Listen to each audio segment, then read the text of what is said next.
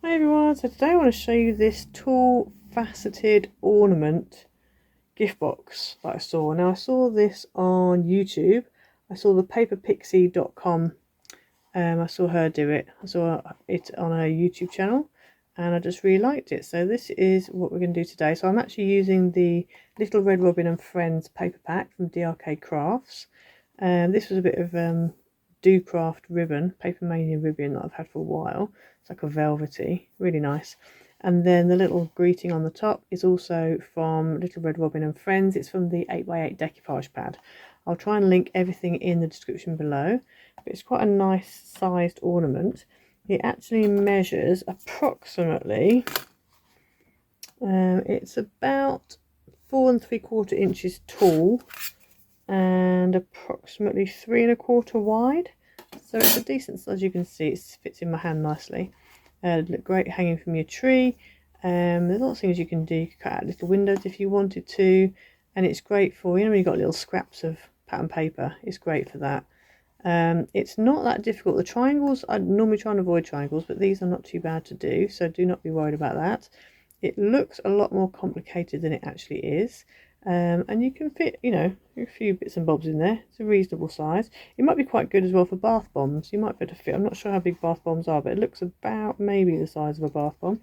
So it might be quite good for fitting those in, or just sweet treats, or a candle, or all sorts of things. But yeah, so let's get into it. Okay, so for this ornament, you're going to need a piece of base card that is 7.5 by 10.5, and along the long edge, you're going to score at 1 1/4, at 2.5, at 3 3/4, at 5, at 6 1/4, 7.5, 8 3/4, and at 10. And then what you want to do is turn it round, and then you're going to put, it doesn't really matter if you've got the tab at the top or the bottom, you're going to score it at 1 1/4, at 3 3/4, and at 6 1/4. And then if you turn it back round again, you're going to score. Now, if you make sure that whatever side you're scoring from, so whichever 1 inches is, your tab is at the opposite end. So obviously, because I'm scoring right to left, my tab needs to be on the left.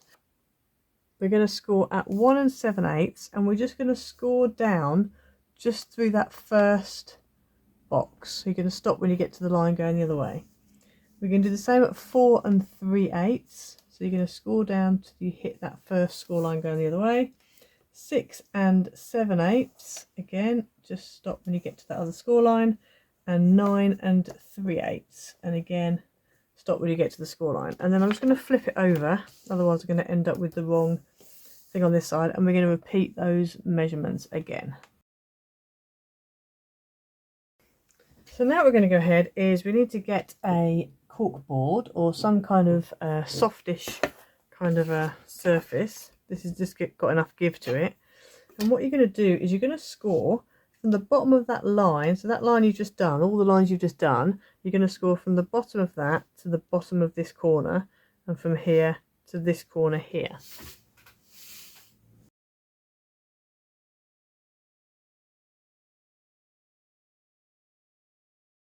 So once you've done that, you should end up with that, and then we're going to turn it round and repeat the same thing on this side. So again, the bottom of that line comes to here, the bottom of that line comes to here, and all the way along with all of your lines in all those every other sections.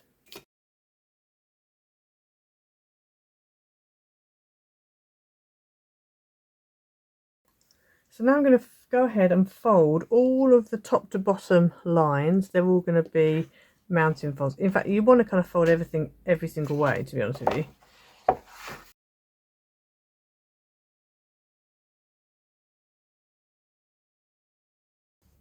Okay, so you should end up with that. So hopefully you can see all my different score lines. Now what we want to do is at here, where you've at the top of your point, all of these squares that have got the line in, you're going to cut all of those out, and also this section here. So we're just going to cut straight down there, cut that whole section out, cut that one, that one, and the same at the bottom.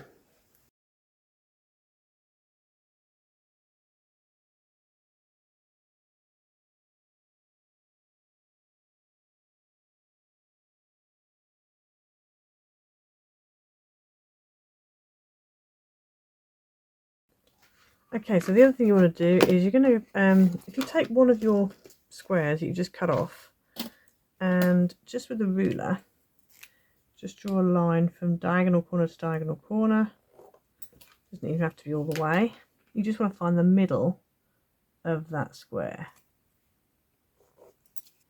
And then you want to get yourself some kind of punch like this, and just punch a hole right in the middle, like that. And this is then going to be your template for finding the middle of your other squares. So if you take your square, and you only need to do it on the top of, like on one side, don't do it on both. So then if we just do a little line here like this, all the way through, and then you know that's where the centre is.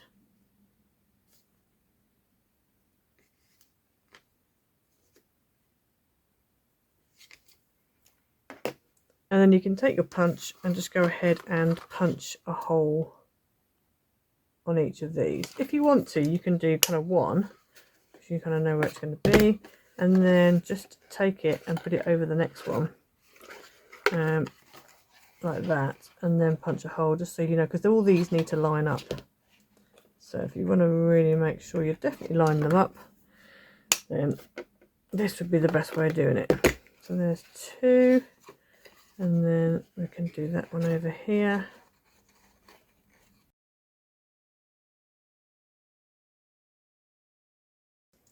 Right, we're going to go ahead now and decorate before we go ahead and stick it together. So what you're going to need is you're going to need 8 pieces of pattern paper that are 1 1/8 by 2 3/8. And then you also need another piece of pattern paper, and go non-directional for this one. And this needs to be 2.5 by 4.5. And on the other side, what you want to do is you're going to measure from, so say you're going from the top. So along the top, you mark at 1, 2, 3 and 4 inches. And then along the bottom, you do the same, but you start from the opposite side. So from the top, you're going from the left at 1 inch, 2 inch, 3 inches, 4 inches. And from the bottom, you're doing the same, but you're going from the right to the left. So 1, 2, 3 and 4. And then join those up, and it will give you this. And then what you can do is you can either glue them on if you're going to glue them on, or you can use tape. I think I'm going to glue mine, but I'm going to go ahead now and just cut these. But if you obviously tape them first, you can just literally just whack them straight on, which probably would be easier actually. Let me do this. Let me do it with tape. Okay, so now we're going to go ahead and cut along those lines. So now we can go ahead and stick these into all of these little sections here, and all of these can go into our main sections there.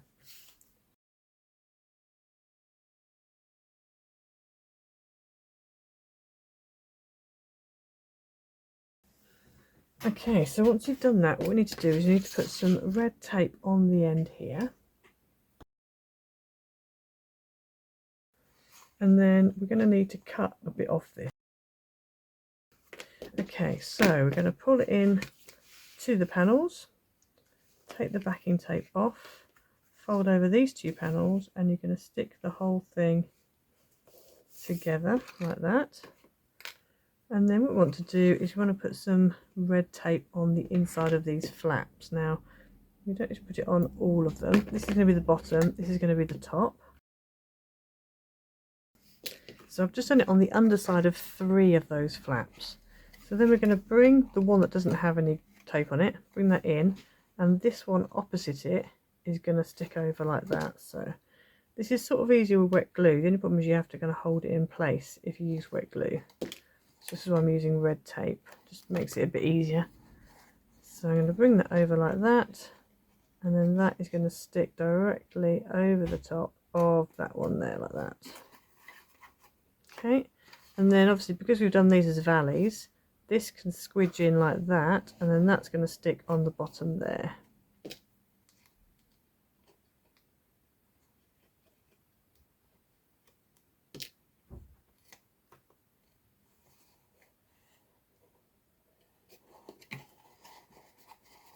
And then we just need to do the last little tab there.